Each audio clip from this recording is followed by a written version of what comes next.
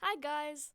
Early this year, we went to a beach south of Half Moon Bay, California, just to see what kind of treasures were brought to the shore by the ocean. This place has lots of tiny translucent pebbles and other colorful rocks. It's fun to find them and look against the sky.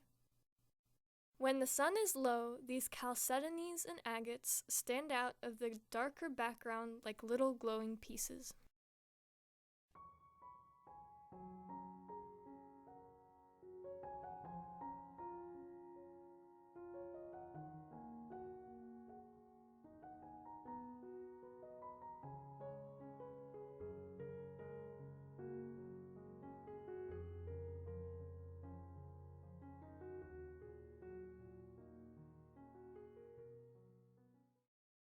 And this is a fish jaw with the holes in places where the teeth used to be. Anyway, we also found a pile of rocks that seemed to be out of place. Somebody was probably getting rid of extra paleontological material. We immediately recognized the pale brown dolomite from the Monterey Formation. Similar deposits can be found in Carmel Valley and are famous for the imprints of crabs. The brown dots on the rocks are tiny foraminifera shells. A few bluish-gray pieces had dark imprints of the leaves covered with thin layer of carbon. They likely came from the same place as those crabs, just a different geological time.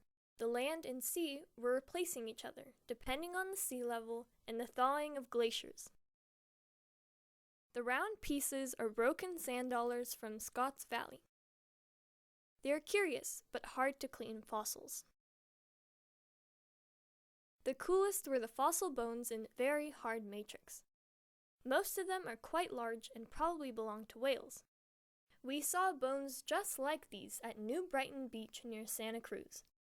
By the way, removing vertebrae remains from nature is against the law of California and many other states, regardless if they are fresh or fossilized. So, leaving the bones where they are found is a good idea, and this is what we did. Another thing to remember is that bones often tend to accumulate radioactive elements during fossilization. The dinosaur bones are certainly radioactive, and the real ones in old museums had to be covered with lead paint. Overall, it's interesting, unexpected find that represents main fossil types of coastal California. Perhaps somebody was on a fossil hunting trip. It's a pity that these rocks are now displaced from their original localities and look more like trash here. I think this pile teaches us to be selective and do not take everything that we find. According to the reports from the internet, it's not a unique situation.